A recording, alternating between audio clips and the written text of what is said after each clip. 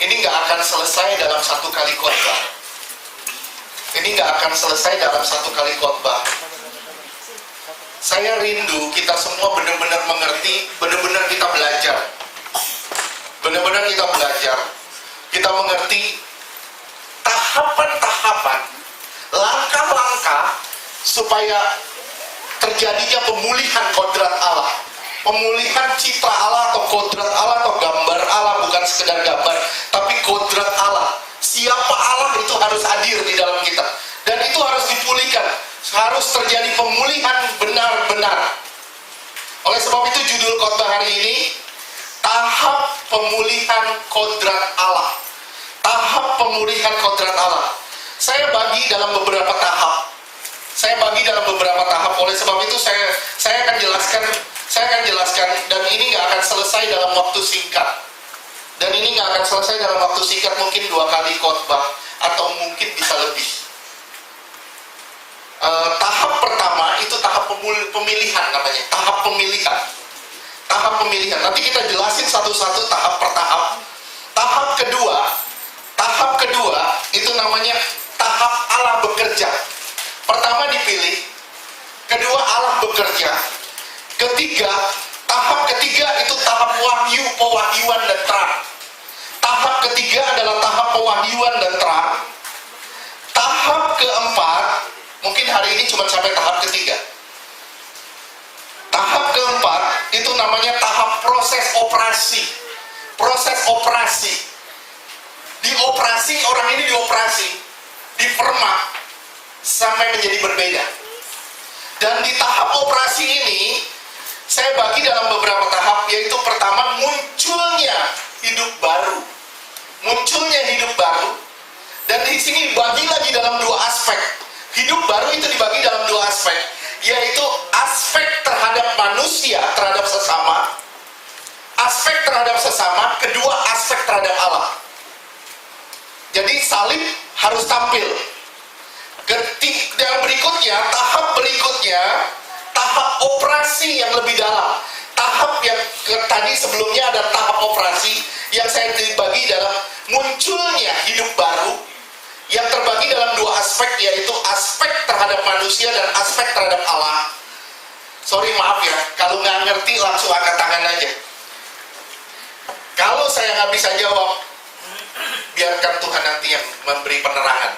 Kalau saya nggak bisa jawab hari ini, pasti saya jawab minggu depan. Tapi saya yakin Roh Kudus akan menerjemahkan isi hatinya buat saudara. Amin. Kalau saudara ngerti tahap-tahap ini, waduh, saya bilang, benar, saudara nggak akan ditipu sama pengajaran-pengajaran yang aneh-aneh. Tahap-tahap ini memang Tuhan sudah rancang sedemikian rupa, mulai dari Kejadian sampai ke Wahyu. Tuhan sudah rancang sedemikian rupa mulai dari Kejadian sampai ke Wahyu. Tadi operasi ya, tahap proses operasi. Tahap berikutnya operasi yang lebih dalam. Operasi yang tambah dalam lagi. Pertama operasi, terus dioperasi lebih dalam lagi. Di operasi lebih dalam ini, saya bagi lagi stepnya, yaitu operasi terpisahnya roh dari jiwa. Roh dari jiwa mulai terpisah. Kita mulai memisahkan antara keinginan daging kita dengan keinginan roh Allah. Dan ini dipisah, akan terjadi pemisahan. Saudara akan mengerti nanti berjalan dalam kehendak Allah. Nanti saudara akan masuk di dalam berjalan dalam kehendak Allah. Bingung kan? Masih bingung? Nanti kita jangan bingung dulu. Memang kalau ini baru perkenalan. Ini baru pendahuluan. Memang nanti masih bingung. Nanti tahap per tahap kita akan masuk. Nanti saya akan bahas lewat kemah suci. Di situ lebih jelas. Saudara akan melihat lebih jelas. Ternyata Tuhan telah merancang tahap yang luar biasa.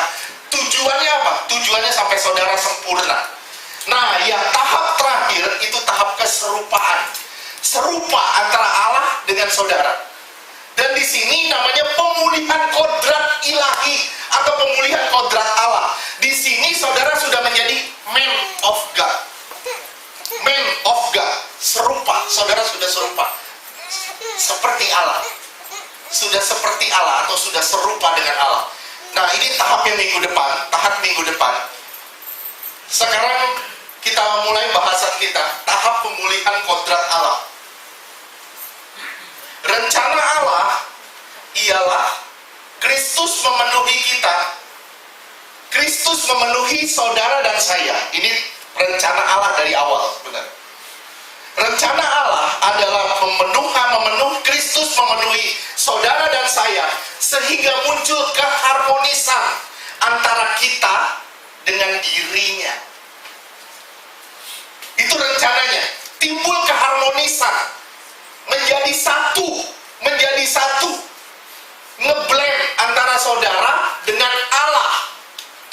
Saudara sudah menjadi serupa. Itu tujuannya sebenarnya. Itu tujuannya. Saudara harmonis dengan Allah yang semula sudah dirusak oleh iblis di Taman Eden. Iblis merusak semua citra Allah atau kodrat Allah itu di Taman Eden. Dirusak habis. Tuhan bilang apa? Aku datang untuk memulihkan kodrat itu. Aku datang untuk memulihkan kodrat itu. Orang yang benar-benar memiliki hidup Kristus akan benar-benar dipenuhi dengan hidupnya. Sekali lagi saya ulang, saya coba pelan-pelan. Orang yang benar-benar memiliki hidup Kristus, kalau saudara dan saya benar-benar memiliki hidup Kristus, benar-benar memiliki hidup Kristus, maka saudara akan benar-benar dipenuhi dengan hidupnya. Dipenuhi dengan hidupnya.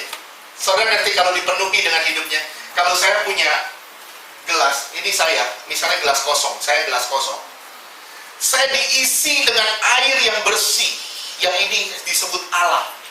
Air bersih ini disebut Allah. Dia memenuhi kita. Nah, tujuannya dia memenuhi kita supaya yang nampak nanti adalah Dia. Nah, di sini saudara walaupun ada di dunia, saudara tinggal di dunia, saudara berjalan di dunia, tapi saudara adalah ambasadornya Allah, utusan Allah selama di dunia. Jadi saudara mempraktekkan pola hidup surgawi. Sekali lagi, saudara akan mempraktekkan pola hidup surgawi selama saudara ada di dunia. Sampai sini paham? Ini tujuannya gitu. Dia akan memerintah atas saudara. Dia akan menjadi raja atas saudara. Saya tanya deh sama saudara, Tuhan sudah menjadi raja belum atas saudara? Sudah? Masih suka ngelawan nggak sama Tuhan? Masih suka ngelawan nggak? Sedikit juga ngelawan loh. Sedikit, kadang-kadang juga ngelawan loh. Berarti Tuhan belum benar-benar menjadi raja nih. Tuhan belum benar-benar menjadi raja. Kalau Tuhan sudah menjadi raja, saudara akan bilang, yes bos, yes, apapun yang Tuhan suruh, saya akan kerjakan, walaupun saya harus nyemplung ke got. Istilahnya gitu. Kenapa? Karena itu yang terbaik yang Tuhan suruh. Amin. Tuhan suruh pasti yang terbaik, walaupun harus nyemplung ke got. Kenapa? Pasti akan mendatangkan kebaikan. Amin gak? Amin. Pasti akan mendatangkan kebaikan. Gak ada satupun rancangan Allah yang tidak mendatangkan kebaikan. Oleh sebab itu, pertanyaan saya, sudah belum dia menjadi raja atas saudara? Sudah belum kita benar-benar dikendalikan oleh rohnya? Sudah benar kita benar-benar dikendalikan oleh rohnya, sehingga kita sungguh-sungguh menjadi baiknya. Sekali lagi, kita sungguh-sungguh menjadi baiknya. Tanpa tempat kediamannya, kita dipakai untuk menjadi pembangunan rumah Allah. Kita yang di dunia akan dipakai sebagai pembangunan rumah-rumah Allah. Kita harus menjadi baiknya. Sekarang saya jelasin sama saudara. Waktu Yesus ada di dunia, Yesus datang diam di dunia. Dia adalah bait Allah. Amin. Amin. Dia adalah bait Allah. Kemudian dia pergi. Dia mati, dia pergi ke surga. Amin. Begitu dia pergi, saudaralah bait Allah itu. Saudara dijadikan bait-bait Allah. Saudara dijadikan bait-bait Allah. Nah, sekali lagi saya bilang, dulu waktu Yesus ada di dunia, dialah roh Allah itu. Amin. Ketika dia mati, dia bangkit, dia naik ke surga, roh Allah itu ada di dalam saudara. Roh Allah itu ada di dalam saudara. Oleh sebab itu 1 Korintus 3 ayat 16 dan 17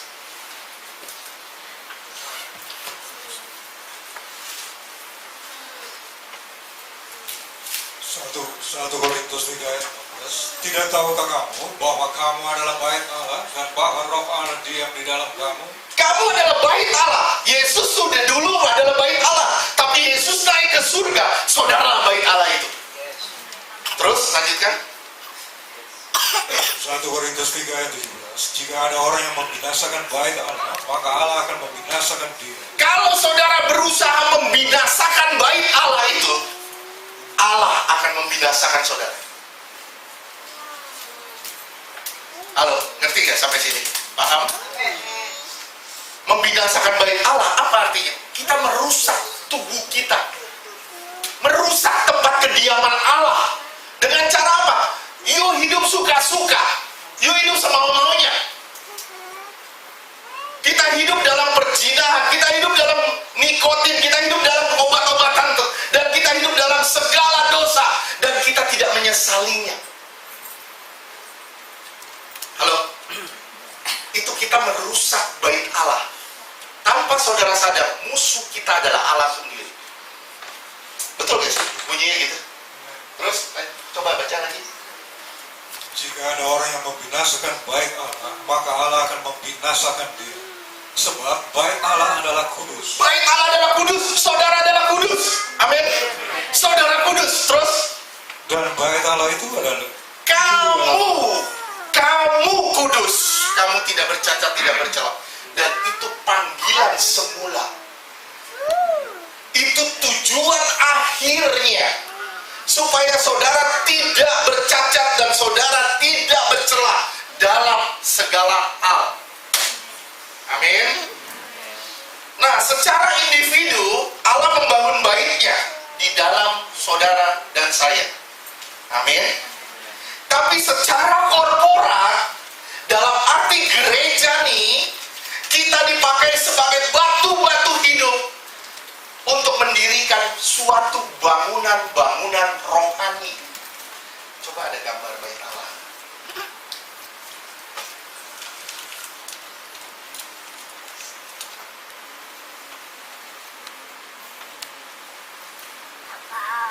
Ini kita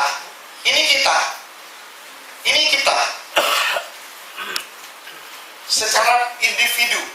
Tapi secara gereja nih, kita balik ke gambar gereja.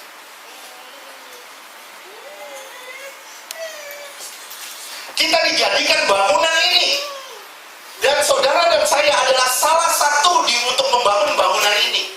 Gereja ini. Ngerti gak? Ngerti? Secara individu, saudara adalah batu kecil itu. Tapi saudara adalah bait Allahnya. Nanti yang kudus dijumpai dengan yang kudus, digabung dengan yang kudus, yang kudus, yang kudus, yang kudus. Baru jadi bangunan rohani yang besar. Seperti ini. Ngerti? Tapi saudara harus jadi kudus dulu. Baru saudara bisa mengambil bagian untuk membangun bangunan rohani Allah. Sekarang lihat Efesus 4 ayat 11 sampai 15. Saya berusaha sepelan mungkin supaya saudara benar-benar ngerti, dan saudara benar-benar paham isi hati Tuhan. Saudara benar-benar nangkep apa maksudnya Tuhan atas hidup saya. 1 Efesus 4 ayat 11 sampai 15. Efesus Efesus 4 ayat 11, dan ialah yang memberikan baik rasul-rasul maupun nabi-nabi, baik pemberita-pemberita Injil maupun gembala-gembala dan pengajar-pengajar. Ini digabung, terus pelayan-pelayan Tuhan. Efesus 4 ayat 12, untuk memperlengkapi orang-orang kudus bagi pekerjaan pelayanan, bagi pembangunan tubuh Kristus. Untuk membangun tubuh Kristus. Terus lanjutkan. Efesus 4 ayat 13, sampai kita semua telah mencapai Sampai kita semua menjadi satu iman, satu tujuan, satu kehendak, satu pikiran, satu perasaan. Sampai kita menjadi satu dan kita tidak bisa digoyahkan lagi. Terus dalam pengetahuan yang benar tentang Allah, anak Allah. sampai kita punya pengetahuan yang benar tentang anak Allah, tentang Dia yang kita sembah selama ini. Terus Kedewasaan penuh, sampai kita benar-benar dewasa penuh, menjadi mempelai. Terus dan tingkat pertumbuhan yang sesuai dengan kepenuhan Kristus. sampai kita benar-benar sesuai dengan kepenuhan Kristus. Kristus penuh, kita pun harus penuh. Terus Efesus 4 ayat 14, sehingga kita bukan lagi anak-anak, kita bukan lagi anak-anak yang diombang-ambingkan dengan berbagai pengajaran. Terus yang diombang-ambingkan oleh rupa-rupa angin pengajaran, oleh permainan palsu manusia, dalam kelicikan mereka yang menyesatkan. kita nggak bakal bisa disesatin. Kenapa? Karena kita udah punya pemahaman yang benar tentang Allah, pengertian yang benar tentang Allah, dan pengertian yang benar tentang Allah ini dihadirkan lewat pengalaman demi pengalaman dengan Allah. Saudara punya pengalaman sampai pengalaman dengan Allah, dan pengalaman ini terus disusun setiap hari sampai menjadi suatu pengalaman yang tidak tergoyahkan. Amin. Terus lanjutnya. Efesus 4 ayat 15, tetapi dengan teguh berpegang Kita kepada teguh berpegang pada kebenaran di dalam kasih, dalam kasih kita bertumbuh di dalam segala hal ke arah Dia. ke arah Dia. Kristus. Tujuannya benar, arahnya benar. Terus Kristus yang adalah kepala. tujuannya ke sini, ke kepala. Gambar baik. Baik. Kayak Mas Suci. Nih, sampai kita ke sini. Berarti sini sudah mengalami kedewasaan iman. Kita sudah mengenal penuh Dia. Sempurna segala hal, kita sudah kenal Dia dengan penuh. Saudara nggak asal-asalan dalam hidup saudara. Saudara akan lebih berhati-hati dalam hidup saudara. Kenapa? Karena saudara sedang belajar mengenal Dia. Ingat, saya pernah ngomong sama saudara, kondisi saudara sekarang adalah bertunangan. Amin. Bertunangan bisa putus nggak? Kalau udah kawin boleh putus nggak? Enggak ya, kalau udah kawin nggak boleh putus. Tapi kalau bertunangan masih bisa putus. Ya, makanya Paulus bilang, aku mempertunangan kamu dengan satu pribadi, yaitu Yesus Kristus. Saya comblangin nih si Carol sama si A sampai dia bertunangan. Tapi kalau dia terus menjaga hubungan ini, dia akan menjadi mempelai. Tapi kalau dia nggak menjaga hubungan ini, dia bisa putus tengah jalan. Saya mempertunangkan.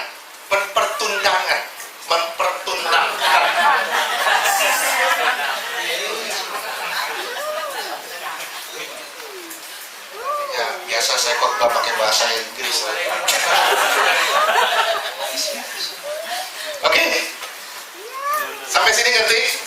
1 Petrus 2 ayat 5. Tolong yang nggak ngerti langsung angkat tangannya. Yang nggak ngerti langsung angkat tangannya. Terus 1 Petrus 2 ayat 5. 1 Petrus 2 ayat 5, dan biarlah kamu juga dipergunakan sebagai batu hidup untuk pembangunan suatu rumah rohani. Kita jadi gereja, kita digabung, kudus, ketemu kudus, jadilah suatu bangunan rohani. Tapi sebelum kita jadi bangunan kita menjadi bangunan rohani ini, kita harus masuk di dalam pengenalan demi pengenalan akan Allah. Amin. Dimulai dari proses pemilihan dan diakhiri dengan proses keserupaan. Di sini kita akan dipermuliakan bersama dengan Allah. Sekarang kita mulai dari awal. Oh, tadi belum dari awal ya? Belum. Tadi perkenalan. Sekarang kita mulai dari awal. Manusia jatuh dosa. Dia dihalau. Betul? Dia dihalau dari Taman Eden. Sekarang lihat Kejadian 3 ayat 24.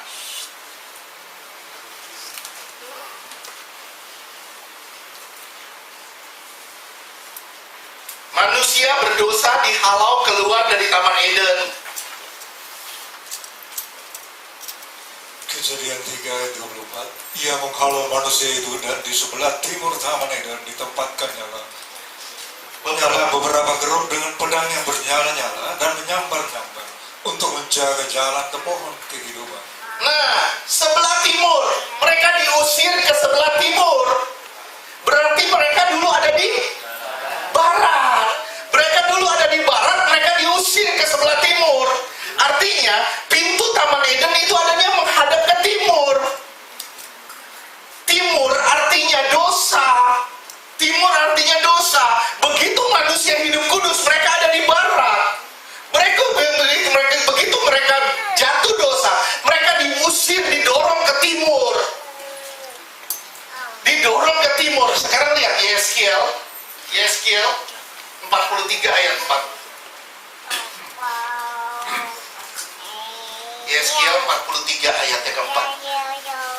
Yeskiel 43 ayat 4. Sedang kemuliaan Tuhan masuk di dalam bait suci melalui pintu gerbang yang menghadap ke sebelah timur. Iya, sekarang gambar bait suci.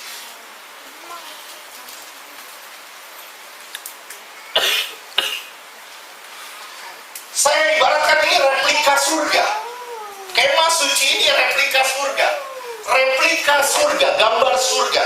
Pintunya menghadap ke timur. Jadi orang berdosa, orang tadinya hidup di sini, hidup di dalam Tuhan, seperti Adam dan Hawa. Mereka jatuh dosa, mereka diusir ke sebelah timur. Mereka keluar ke timur. Nah, begitu Tuhan bilang, bikin bait Allah, bikin bait suci, pintunya menghadap ke timur, supaya orang dari timur bisa masuk terus ke.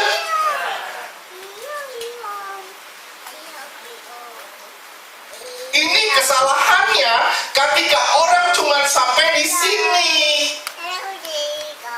Orang nggak peduli dengan yang namanya kekudusan atau kesucian, apalagi orang nggak pernah mengerti tentang kesempurnaan. Penyatuan antara Allah dengan manusia secara sempurna itu, saudara, kembali pada kodrat Allah di Taman Eden, yaitu saudara kembali di titik barat. Halo, ngerti? Betul, ngerti ya? Nah, seperti Taman Eden, sekali lagi seperti Taman Eden, dari barat diusir ke timur. Tuhan bilang bikin kemah suci, masuknya dari timur ke barat. Tujuannya kemana nih? Tujuannya sampai sempurna. Bukan saja sampai suci, tapi sampai sempurna. Nah, di sini yang disebut pemulihan kodrat Allah. Pulihnya kodrat Allah. Lewat Kristus, saudara dan saya punya akses masuk kepada Bapa di surga. Coba lihat. Bisa nggak pakai gambar ini aja, ada tulisan, nggak bisa ya? Pakai gambar ini, tapi ada tulisan ayat, nggak bisa? Nggak bisa, oke. Nanti kembali ke gambar ini lagi ya. Ini ayat yang paling sering kita dengar. Yohanes 14 ayat ke-6. Sekarang saudara perhatiin gambar ini ya. Perhatiin gambar ini, nggak usah dibuka deh ayatnya, dibaca aja. Akulah jalan kebenaran dan hidup. Tidak ada seorang pun datang kepada Bapa kalau tidak melalui pintunya Yesus. Bapa di sini. Gimana caranya menghadap kepada Bapa? Gimana caranya menghadap ke tahta Allah atau menghadap kepada tahta Kristus? Gimana caranya? Tuhan buka jalan. Buka jalan lewat pengorbanannya, lewat pembasuhannya, lewat rohnya, lewat firmannya, lewat penyembahan, terus sampai saudara menjadi sempurna. Halo? Jangan begitu mukanya, saya jadi stres. Ngerti gak sih? Ngerti gak sih? Ngerti ya? Kalau saudara mukanya begitu saya jadi bingung, mesti ngomong pakai bahasa apa? Oke? Bahasa Jepang. Ya udah. Sekarang lewat Kristus ada akses kita masuk kepada Bapa. Oke? Terus Ibrani 10 ayat 20.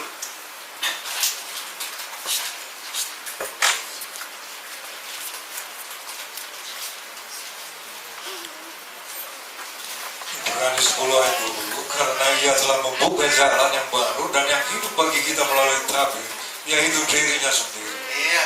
Dia buka jalan yang baru buat kita lewat dirinya sendiri. Oke, kembali ke gambar.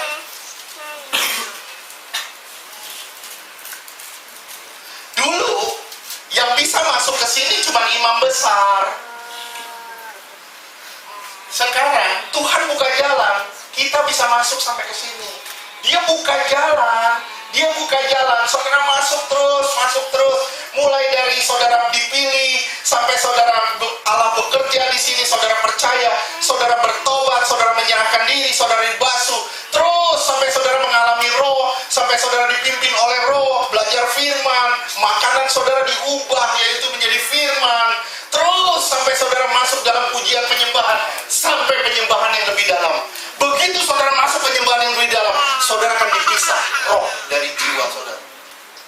Roh dari jiwa saudara. Saudara bisa membedakan mana kehendak Allah, mana kehendak saudara. Waduh, saudara akan sampai ke titik itu loh. Saudara akan bisa membedakan ini bukan kehendak Allah, ini keinginan saya.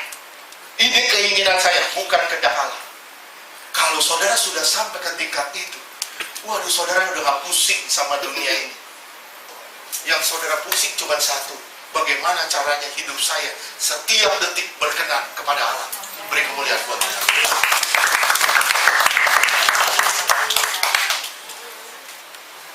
Waduh, saudara lihat ya, saudara akan banyak belajar hari ini, saudara akan banyak belajar minggu depan. Dan saya nggak tahu ini berapa seri, saya nggak tahu.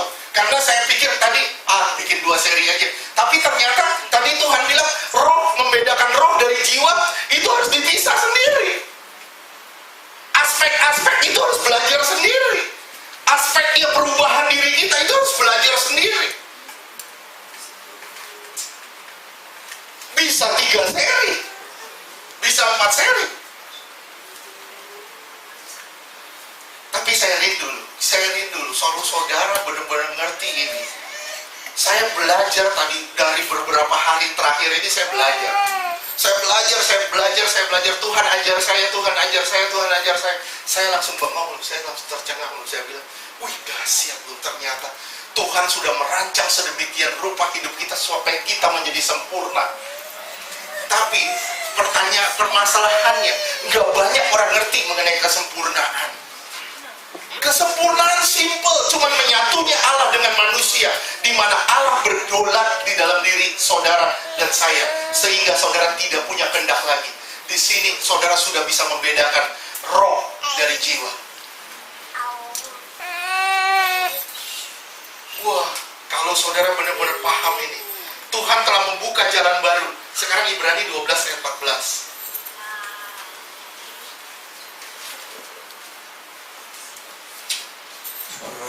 ayat 14, berusahalah hidup damai dengan semua orang dan kejarlah kekudusan. Kejar kekudusan. Kekudusan perlu gak? Kekudusan perlu gak? Perlu. Terus? Sebab tanpa kekudusan tidak seorang pun akan melihat Tuhan. Iya, dihapus dulu. Tanpa kekudusan, gak seorang pun dapat melihat Tuhan. Tanpa kekudusan, saudara gak bakal nyampe ke sini. Sekali lagi, tanpa kekudusan, saudara gak bakal nyampe ke sini. Puji Tuhan kalau saudara bisa masuk ke sini. Tapi kalau saudara nggak benar-benar kejar kekudusan, saudara nggak benar-benar kejar kekudusan, saudara menyia-nyiakan kesempatan yang Tuhan beri buat saudara untuk menjadi sempurna, untuk menjadi segambar dengan Allah. Saudara adalah representatif surga yang ada di dunia.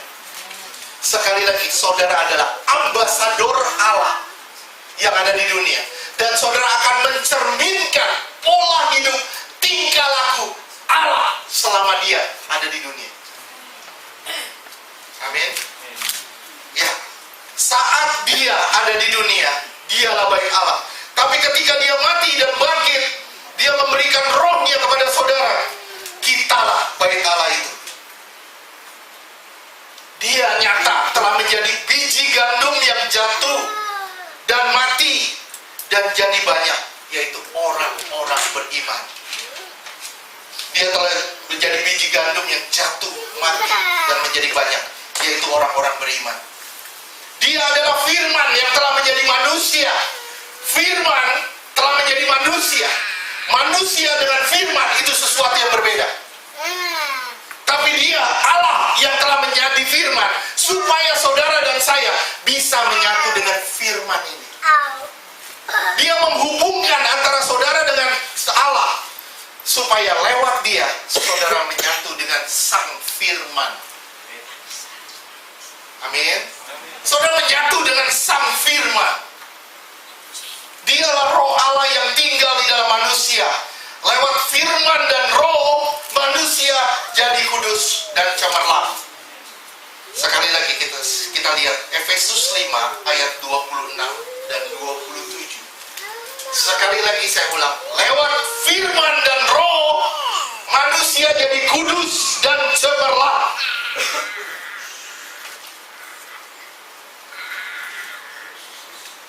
Efesus 5 ayat 26 27.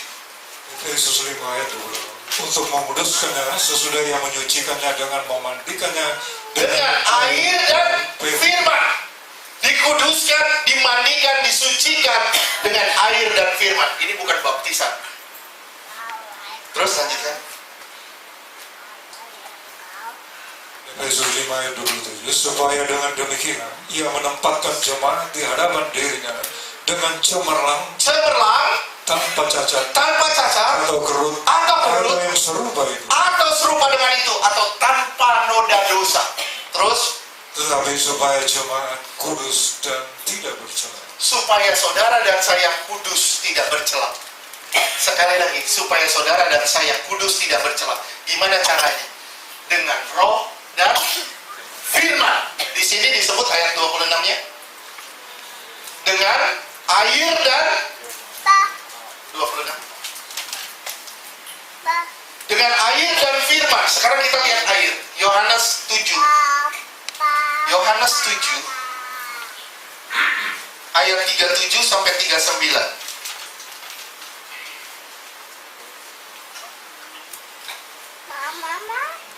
Yohanes 7 ayat 37. Dan pada hari terakhir, yaitu pada puncak perayaan itu, Yesus berdiri dan berseru, barang siapa haus, baiklah ia datang kepadaku dan minum. Iya, terus ayat berikutnya. Barang siapa percaya kepadaku, seperti yang dikatakan oleh kitab suci, dari dalam hatinya akan mengalir aliran-aliran air hidup. Terus lanjutkan. Air hidup. Terus lanjutkan. Yang dimaksudkannya ialah roh yang akan diterima oleh mereka yang percaya kepadanya. Sebab roh itu belum datang, karena Yesus belum dimuliakan.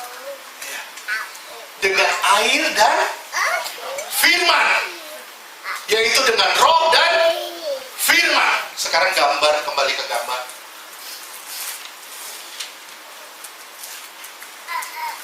Saudara percaya di sini. Saudara percaya kepada Yesus. Roh sudah bekerja belum? Sudah belum? Sudah belum? Roh sudah bekerja loh di sini. Kenapa saudara percaya? Karena ada firman. Jadi kalau saudara ngomong air dan firman, itu saudara bicara di sini semua. Ini semua kepenuhan Allah terdiri atas roh dan firman. Roh dan firman. Gimana caranya supaya saudara kedapatan tidak bercela? Saudara menjadi jemaat yang cemerlang. Gimana caranya? Roh dan firman. Roh dan firman. Gak ada cara lain. Oke, sampai sini paham? Sekarang kita lihat di kemah suci. Saudara percaya, saudara masuk ke sini. Di sini saudara bertobat. Waduh, saudara ngaku dosanya, banyak salahnya. Saudara menyerahkan diri dibaptis, dibasuh. Setelah dibasuh, saudara masuk ke dalam, masuk di dalam pelayanan roh di sini. Saudara masuk di dalam pelayanan roh di sini. Di dalam pelayanan roh, saudara digiring oleh firman masuk lebih dalam di dalam penyembahan. Ketika saudara masuk lebih dalam penyembahan, saudara dibawa lebih dalam lagi dalam penyembahan yang lebih dalam. Sampai saudara dibawa masuk sempurna di hadapan Bapa di surga. Dan dia gandeng saudara. Dia bilang, ini loh pasanganku, mempelaiku. Bapa di surga bilang, iya betul, mirip.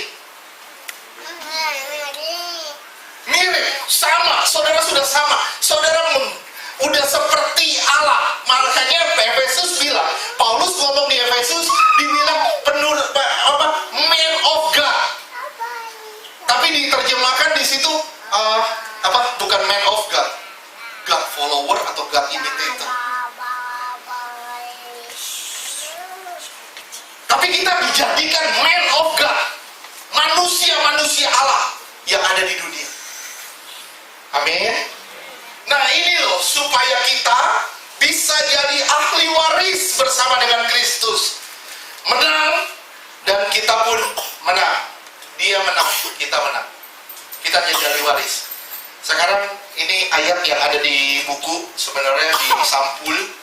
Ini ayat yang sangat bertalian satu dengan yang lain. Roma 8 ayat 17 dan 1 Petrus 4 ayat 1. Roma 8 ayat 17 dan 1 Petrus 4 ayat 1. Ini ayat yang sangat bertalian. Dua ayat ini. Roma 8 ayat 17. Dan jika kita adalah anak, maka kita juga adalah ahli waris. Kalau saudara anak, saudara dapat warisan deh. Tenang aja, saudara pasti dapat warisan. Terus? Maksudnya orang-orang yang berhak menerima janji-janji Allah. Saudara berhak menerima janji Allah. Berhaknya apa? Saudara akan memerintah bersama dengan dia. Terus? Yang akan menerimanya bersama-sama dengan Kristus, yaitu jika kita menderita bersama-sama dengan dia. Jika baca sama-sama, jika menderita bersama-sama dengan, terus supaya kita juga dipermuliakan bersama-sama dengan dia. Sekarang tekan kata penderita di 1 Petrus 4 ayat 1. 1 Petrus 4 ayat 1. Jadi karena Kristus telah menderita penderitaan badan, Kristus telah menderita penderitaan badani, terus kamu pun harus juga mempersenjatai dirimu dengan pikiran yang demikian. karena Kristus telah menderita penderitaan badani, kita pun harus mempersenjatai pikiran kita dengan demikian. Terus Karena barang siapa telah menderita, tadi saya bilang tekan kata menderita. Betul? Terus ia telah berhenti berbuat dosa. jadi kalau saudara menjadi anak, saudara berhak menerima janji Allah. Saudara adalah ahli waris. Saudara akan dipermuliakan bersama dengan Allah. Amin. Gimana caranya? Berhentilah berbuat dosa. Simple gak? Simple gak? Susah Pak berhenti membuat dosa. Berhenti berbuat dosa itu susah. Saya kasih tahu, saudara nggak punya kemampuan.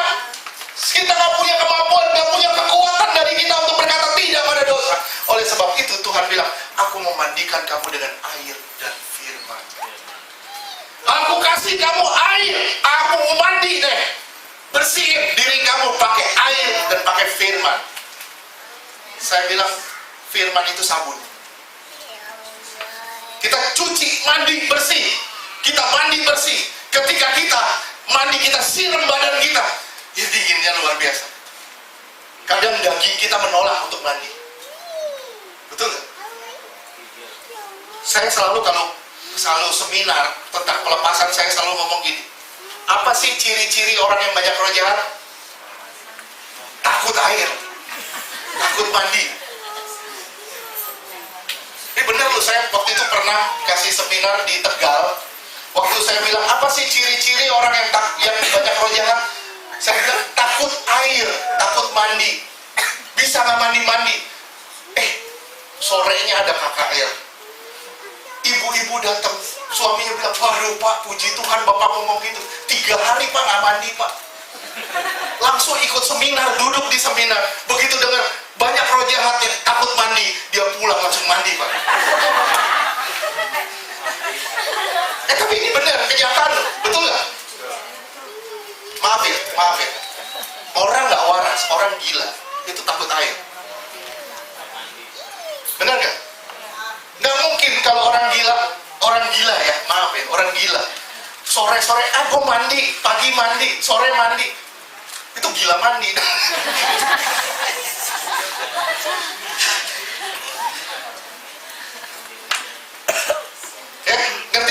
Ngerti ya? Kita mandi pakai air, kita gosok pakai firman. Nah, firman ini membersihkan kita dari semua sifat-sifat daging kita. Dan air itu akan membilas kita, Roh Kudus akan membilas kita, menyuci kita, sampai kita kedapatan cemerlang sebagai mempelai-mempelai Kristus. Beri kemuliaan buat Tuhan. Nah, sekarang saya baru masuk proses yang pertama, tahap yang pertama. Saya takut, benar jujur, saya berdoa dari rumah, saya berdoa, Tuhan, kalau saya aja sampai sempat nggak ngerti, jangan sampai ada yang nggak ngerti. Ya, ngerti kan sampai sejauh ini, ngerti kan air dan firman, ngerti kan kalau saudara lihat baik kemah suci ini, saudara lihat air dan firman ada di mana? Baik. Air dan firman ada di mana? Di sini, bukan di sini semuanya. Semuanya ada di sini. Oke, sampai sini paham? Sekarang kita masuk tahap pertama, proses pemilihan. Saya bilang di sini adalah hak prerogatifnya Tuhan. Kita nggak bisa campur urusan Tuhan. Dari sudut yang jauh, kita dipilih sebelum dunia dijadikan. Dari sudut yang sangat jauh, pola pikir yang sangat jauh, saudara akan menemukan satu kalimat di dalam firman Tuhan. Kamu dipilih sebelum dunia dijadikan. Efesus 1 ayat 4. Efesus 1 ayat 4. Sebab di dalam Dia Allah telah memilih kita sebelum dunia dijadikan. Sebelum dunia dijadikan.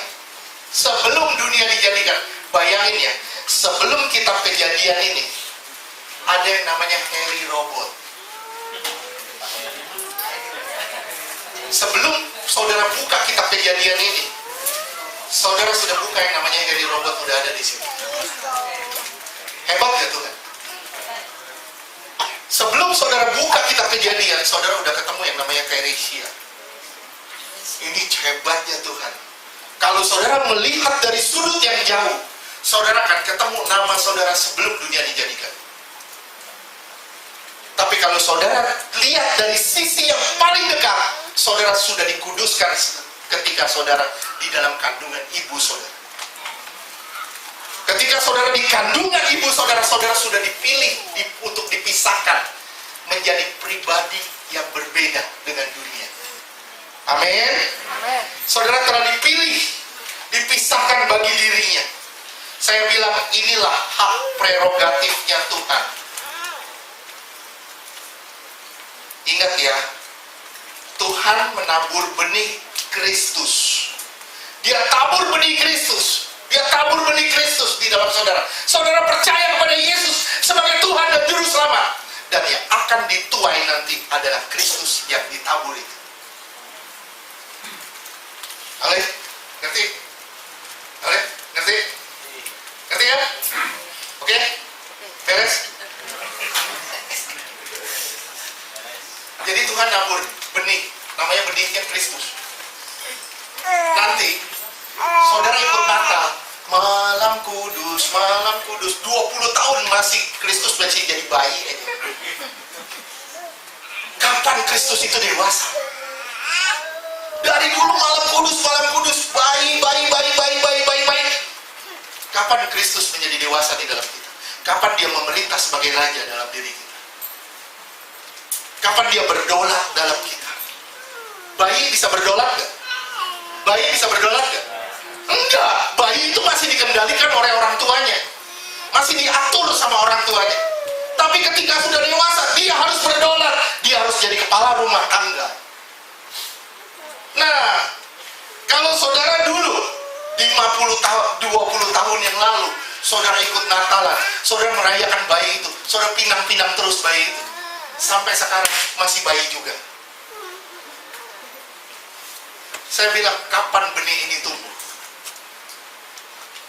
Allah telah menabur benih Kristus di dalam saudara.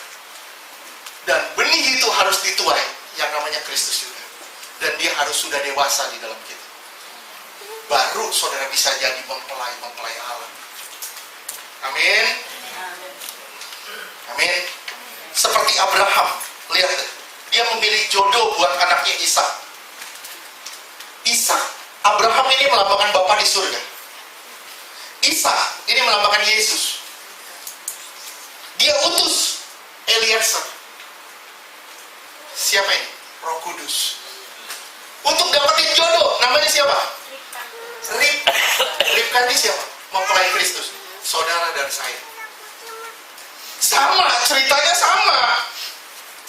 Cara kerjanya juga sama. Nih, lihat ya. Kejadian 24 ayat 2 sampai 6. Saya bilang sekali lagi, pemilihan ini adalah hak prerogatifnya Tuhan. Hak prerogatifnya Tuhan. Kejadian 24 ayat 2 sampai 6. Kejadian 24 ayat 2. Berkatalah Abraham kepada hambanya yang paling tua dalam perumahannya, yang menjadi kuasa atas segala kepunyaannya, katanya, baiklah, letakkan tanganmu di bawah pangkal pahaku. Terus, supaya aku mengambil sumpahmu demi Tuhan Allah yang mempunyai langit dan yang mempunyai bumi, bahwa engkau tidak akan mengambil untuk anakku seorang istri dari antara perempuan Kanaan yang diantaranya aku lihat. jangan ambil orang sembarangan. Saya ngomong sama saudara, ini yang disebut hak prerogatifnya Tuhan. Untuk memilih jodoh bagi Ishak. Ini hak prerogatifnya Tuhan. Saudara nggak bisa campurin di sini. Nggak bisa campurin. Tapi gimana Pak kalau saudara-saudara saya? Gimana kalau orang-orang yang saya kasih? Saya kasih tahu sama saudara. Kalau saudara mengasihi Tuhan, orang yang saudara kasihi, dikasihi Tuhan juga. Sekali lagi, kalau saudara benar-benar hati saudara tulus buat Tuhan, mengasihi Tuhan, all out buat Tuhan, orang-orang yang saudara kasihi itu tanggung jawab Tuhan. Kenapa saya bilang gitu? Karena Tuhan mengasihi siapapun yang kamu kasihi. Tuhan akan mengasihi siapapun yang kamu kasihi. Terus, lanjutkan. Kejadian 24 ayat 4. Tetapi kau harus pergi ke negeriku dan kepada sanak saudaraku. Hak prerogatifnya Tuhan. Terus, untuk mengambil seorang istri bagi Ishak anakku. 5. Kejadian 24 ayat 5. Lalu berkatalah hambanya itu kepadanya, mungkin perempuan itu tidak suka mengikuti aku ke negeri ini. Haruskah aku membawa anakmu itu kembali ke negeri dari mana tuanku keluar? Nah, Yesus sudah bangkit, mati dan bangkit, betul nggak? Betul? Terus, mungkin nggak Yesus datang lagi? Mungkin nggak Yesus datang lagi? Di sini dibilang, enggak. Kenapa? Yesus datang lagi nanti kali kedua pada saat saudara dijemput sebagai mempelai di atas awan-awan. Oleh sebab itu, Abraham bilang, enggak, Ishak nggak boleh kembali ke situ. Tapi perempuan itu harus dibawa ke sana. Diangkat, jadi diangkat. Saudara dibawa ke sana, diangkat ke sana. Terus, Kejadian 24 ayat 6. Tetapi Abraham berkata kepadanya, awas, jangan kau bawa anak. bawa anakku itu kembali ke sana. Halo, Tuhan telah mati, dia memerintah di sana, dia menjadi raja di sana. Amin. Dia utus rohnya kepada saudara. Rohnya, bukan sosoknya lagi, bukan sosoknya lagi. Halo, ngerti gak sih? Bukan sosoknya lagi yang saudara bisa sentuh begini. Dia roh, saudara kan bersentuhan dengan roh juga. Halo, ngerti gak sih? Ngerti gak?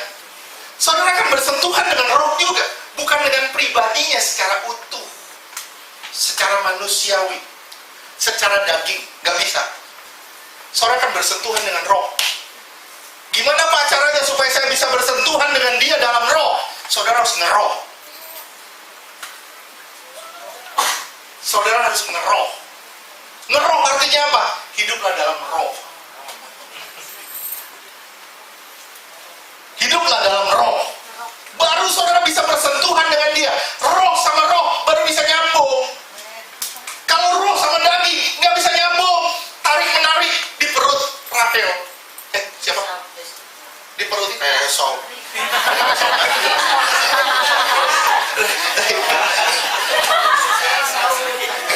Ya, tapi itu tarik menarik nggak bisa nyambung. Daging sama roh itu nggak bisa nyambung, harus tarik menarik. Halo, ngerti? Paham? Gimana caranya supaya roh sama roh bisa bersentuhan? Gimana caranya? Ya saudara harus jadi roh. Gimana saudaranya saudara bisa bersentuhan dengan Allah? Hiduplah dalam roh. Kalau saudara masih hidup dalam daging, saudara nggak akan bisa bersentuhan dengan Allah. Nggak akan. Halo.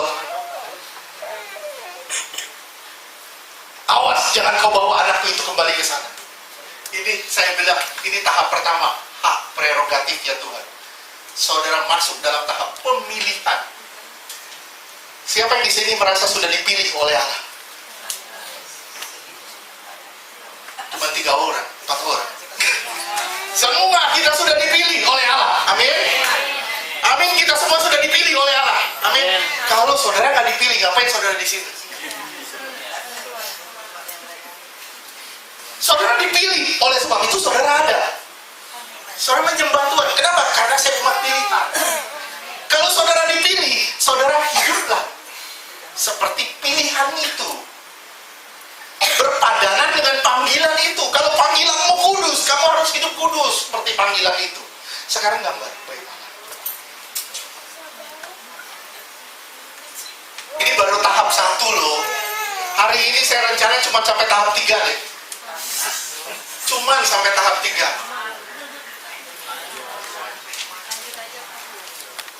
Atau mau udahan? Ah ya. Nih, tahap pemilihan tuh di sini. Ini tahap pemilihan. Saudara dipilih nih, dipilih. Begitu saudara dipilih. Saudara dipilih, tiba-tiba ada orang nginjilin saudara. Saya tanya sama saudara, begitu ada orang nginjilin saudara, saudara langsung terima gak? Hah? Saudara langsung terima gak? Belum tentu langsung terima. Belum tentu langsung terima. Saudara bisa nolak dulu. Begitu saudara nolak, nah ini kita masuk dalam tahap kedua. Tahap kedua, Allah bekerja. Tahap kedua adalah tahap Allah bekerja.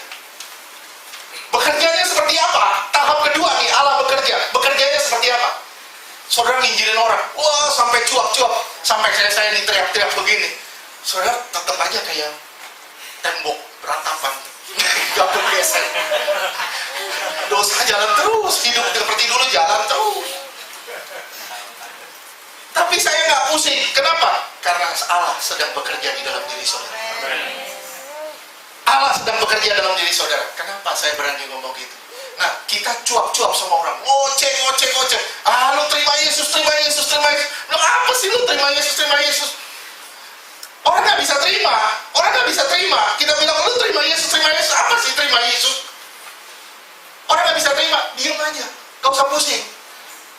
Dasar lo, bakat lo masuk neraka lo. Lo penghuni neraka lo, memang lo kelas nomor 1 lo di neraka lo. Bukan berarti kita begitu. Kalau kita nginjilin orang, diamin aja dia nggak mau terima. Kenapa? Allah sudah bekerja di dalam dia. Saya mau lihat buktinya. Ini buktinya sih. Saya sendiri. Saya punya kesaksian sama saudara. SMA, saya diundang sama teman saya di salah satu gereja di Pasar Baru. Kemarin saya baru lewat, saya ketawa lagi lewat gedung itu. Saya diundang sama teman saya. Undang, ayo ikut ibadah. Wah, saya ikut aja berlima. Saya duduk paling belakang. Lagi puji-pujian, tepuk tangan. Saya bilang, orang gila, tepuk tangan. Saya diusir, yang gak percaya keluar aja. Saya keluar. Saya bisa bayangin gak kalau hari ini saya jadi pendeta? Kenapa? Allah bekerja dalam diri saya. Allah bekerja dalam diri saudara. Mungkin hari ini saudara nginjilin orang dan orang itu nggak terima. Percaya, Allah sedang bekerja dalam diri dia. Dan suatu hari apa yang saudara omongin itu akan berbuah di dalam diri. Kenapa? Karena pada dasarnya dia sudah dipilih oleh Allah. Beri kemuliaan buat Tuhan. Saya bilang sama saudara, pertobatan seseorang itulah hasil karya Roh Kudus. Orang menjadi percaya itu bukan usaha kita, itu usaha Roh Kudus murni. Sekarang saudara lihat di Matius. Matius 16 ayat 16 sampai 20.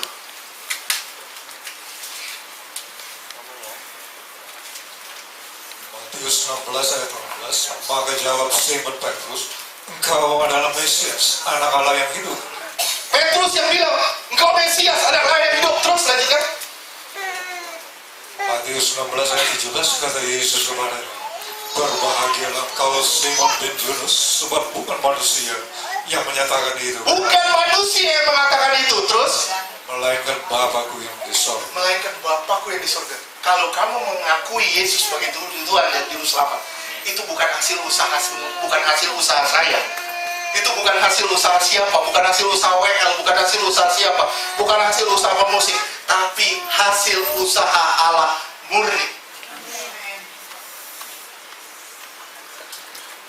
Kembali ke gambar ini, disimpan di ayat ini. Nanti kita kembali lagi. Jadi air dan firman itu sudah ada di sini, di luar kemah. Halo? Paham? Kenapa? Karena di sini saudara menerima firman. Saudara diinjili di sini. Amin. Saudara dapat firman di sini. Dan Roh Allah sedang bekerja di sini. Roh Allah sedang bekerja di sini. Terus Matius 16 ayat 18. Matius 16 ayat 18, dan aku pun berkata kepadamu, engkau adalah Petrus, dan di atas batu karang ini aku akan mendirikan jemaatku. Ini janji bukan? Udah terima belum? Belum, dia nggak terima loh. Dia belum terima. Hidupnya harus berpadanan dulu, baru dia dapat apa yang dijanjikan. Amin. Hidup saudara harus berpadanan dulu dengan panggilan Kristus. Baru saudara menerima apa yang saudara dijanjikan buat saudara. Amin. Ini namanya iman. Iman harus diwujudkan dengan perbuatan. Sekali lagi, iman harus diwujudkan dengan perbuatan. Iman tanpa perbuatan mati. Oke. Terus ayat berikutnya. Dan Allah mau tidak akan menguasai Jemaat eklesia. Betul ya Pak Jadi? Jemaat itu eklesia. Eklesia. Makanya dibilang ini intro aja, intro ya sedikit ya. Saya menjelaskan di sini, nanti intro. Ada orang bilang, Ananias Safira itu bukan orang percaya. Saya bilang, jemaat mula-mula itu bahasanya eklesia. Eklesia. Eklesia itu artinya orang yang dipisah. Orang yang telah ditebus. Orang yang telah percaya. Itu artinya eklesia. Betul ya Pak Heri? Eklesia. Jadi Ananias Safira orang percaya. Kenapa dia sampai mati sia-sia? Dia masuk neraka. Kenapa? Karena hidupnya tidak berpadanan dengan panggilannya. Halo, amin. Amin. Terus lanjutkan. 19. Matius 16 ayat 19, kepadamu akan kuberikan kunci kerajaan sorga. Apa yang kau ikat di dunia ini akan terikat di sorga, dan apa yang kau lepaskan di dunia ini akan terlepas di sorga. Apa yang kau ikat di bumi akan terikat di surga. Apa yang kau lepaskan di bumi akan terlepas di surga. Artinya saudara punya otoritas yang luar biasa. Permasalahannya di mana? Udah terima belum janji ini? Belum. Saudara harus hidup berpadanan dengan janji itu. Baru saudara bisa menerimanya. Baru saudara bisa menerimanya. Sekarang kita lihat Kejadian 24 ayat 10.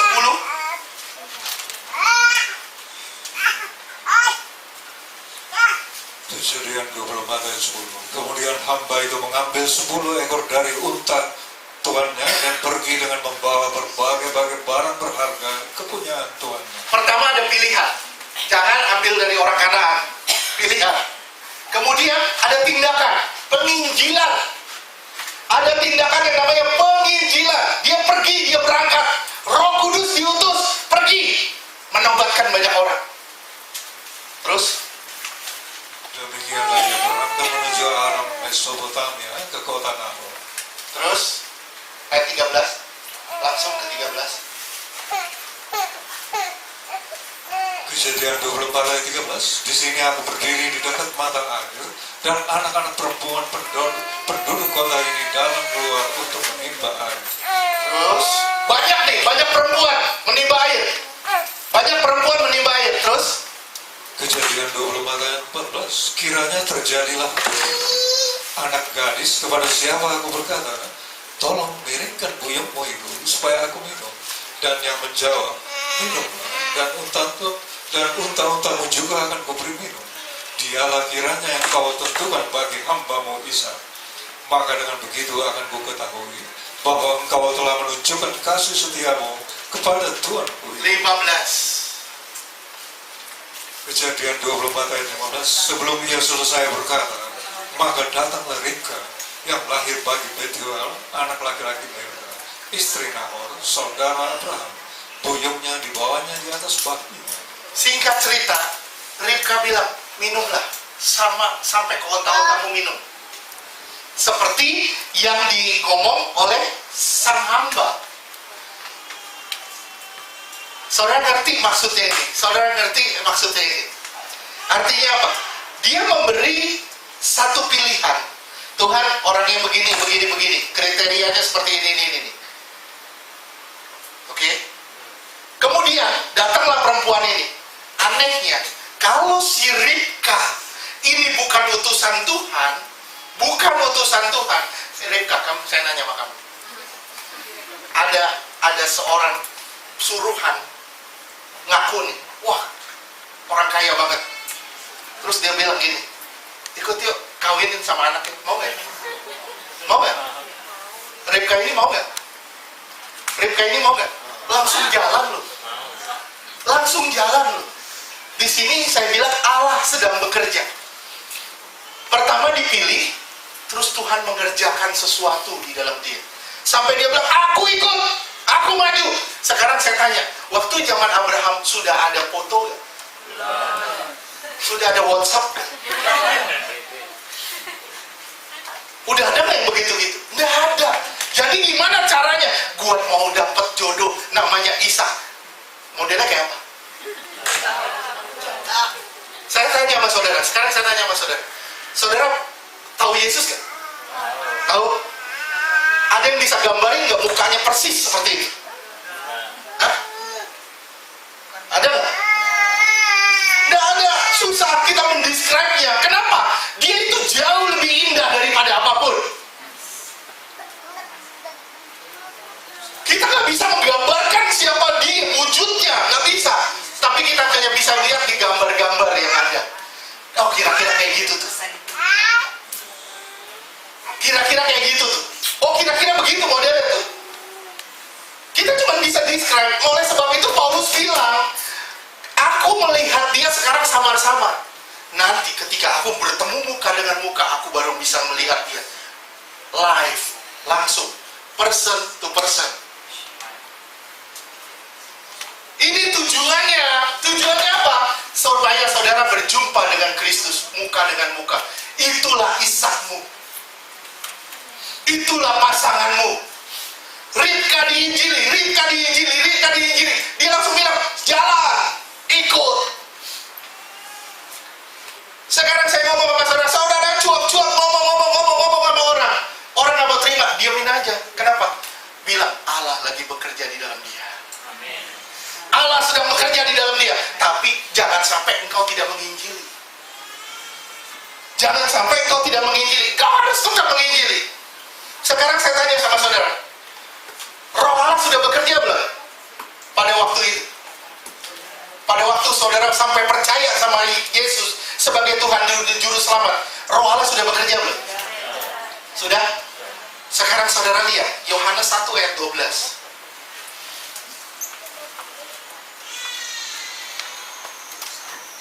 Yohanes 1 ayat 12, tetapi semua orang yang menerimanya diberinya kuasa supaya menjadi anak-anak Allah, yaitu mereka yang percaya dalam namanya. Setiap orang yang percaya menerimanya diberi kuasa. Kuasa ini bahasa Yunaninya exousia atau exousia. Ya. Wewenang. Wewenang. Ha. Wewenang. Wewenang. Wewenang.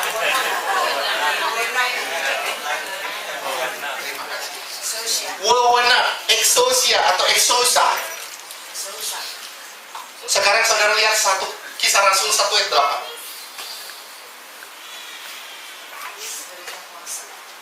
Tetapi kamu akan menerima kuasa.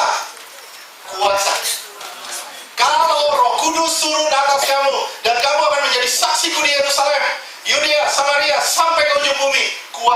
Kuasa di sini bukan exousia. Kuasa di sini dunamis. Ya, Pak Heri. Dunamit itu asal kata dari dinamit, artinya kuasa yang meledak-ledak. Waktu Yesus bilang, jangan pergi, tunggu lagi 10 hari sampai kamu terima Roh Kudus. Itu dunamis. Kuasa yang meledak-ledak, kuasa untuk menginjili, kuasa untuk menumpahkan tangan seseorang sakit, kuasa yang diberikan Tuhan seperti Tuhan. Nah, kuasa untuk percaya apa? Kuasa untuk percaya apa? Exousia.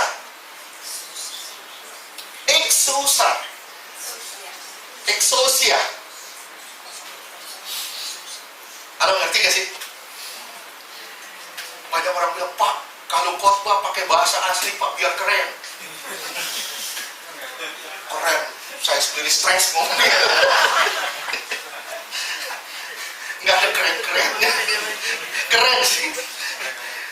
Saya puji Tuhan udah ketemu Pak Heri. Dunamis sama exousia itu berbeda. Jadi ketika saudara kembali ke kemah suci, di sini ini exousia atau dunamis? Hah? Exousia atau dunamis? Exousia atau dunamis? Exousia di sini. Di sini exousia atau dunamis? Dunamis. Wih, tepuk tangan dulu. Akhirnya lulus juga. Saya bilang sama saudara ya, jangan jemu tabur firman. Bukan berarti benih itu mati, tapi belum tumbuh aja. Belum tumbuh aja. mati benihnya, tapi belum tumbuh aja. Jadi saudara perlu menabur benih terus supaya orang percaya. Mungkin saudara nggak ngelihat hasilnya, tapi orang bisa merasakan hasilnya nanti. Ngoceh aja tentang Tuhan, ngomong aja tentang Tuhan.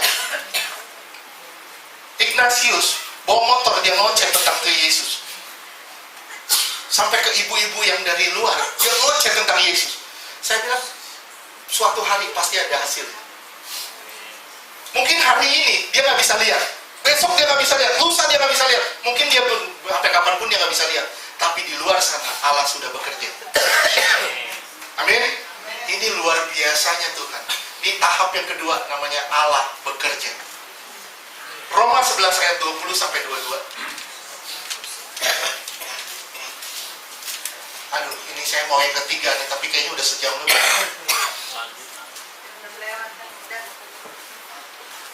Habis ini kita aminin dulu ya.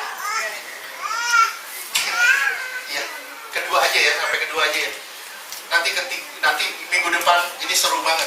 Kita masuk di wahyu dan terang, kita masuk di perubahan hidup baru, kita masuk di aspek-aspeknya, gimana perubahannya, gimana hidup kita yang berubah. Waduh, kalau saudara sampai ke tingkat ini, saudara akan ngerti betapa kayanya Tuhan itu sama anugerah dalam hidup saudara. Saudara akan bilang terima kasih Tuhan buat semuanya. Kenapa? Karena sebenarnya saudara ditentukan untuk memerintah bersama dengan Dia, bukan sekedar percaya.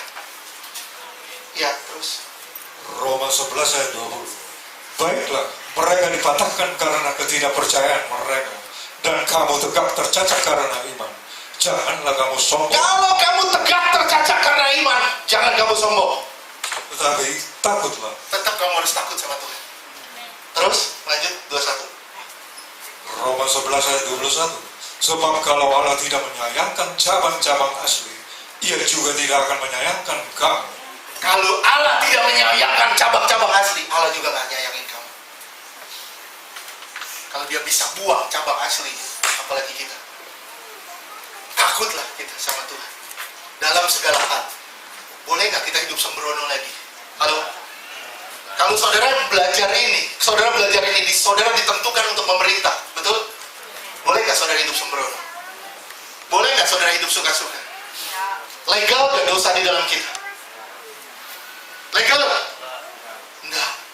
Dosa enggak legal di dalam kita. Terus ayat 22. Roma 11 ayat 22. Sebab itu perhatikanlah kemurahan Allah dan juga kekerasannya. Perhatikan kemurahannya, anugerahnya, kasihnya, dan perhatikan juga kekerasannya. Lu jangan ngelihat di satu sisi. Saya bilang sama saudara, saya pernah khotbah kayak roti bundar yang tidak di Efraim. Ini nyambung terus ya. Seperti roti bundar yang tidak dibalik. Artinya apa? Gosong sebelah. Kita cuma lihat Tuhan dari sisi yang baik, tapi kita nggak ngelihat ketegasannya. Ketegasannya. Minggu depan kita akan bahas mengenai wahyu dan terang. Saudara mendapatkan wahyu, saudara mendapatkan terang, saudara percaya, saudara bertobat, saudara diubah di situ. Saudara mendapatkan terang, begitu terang masuk, aduh betapa kotornya gua. Tapi permasalahannya, kalau kekotoran itu dibiarkan, saudara buat dosa, saudara diamin, saya kasih tahu sama saudara ya. Saudara menganggap dosa itu legal. Kepekaan saudara terhadap hati Allah akan hilang. Kepekaan saudara terhadap perasaan Tuhan itu akan hilang. Bisa bayangin gak saudara? Nih kan, Pak Yoko. Pak Yoko punya perasaan gak? Punya perasaan gak? Punya perasaan.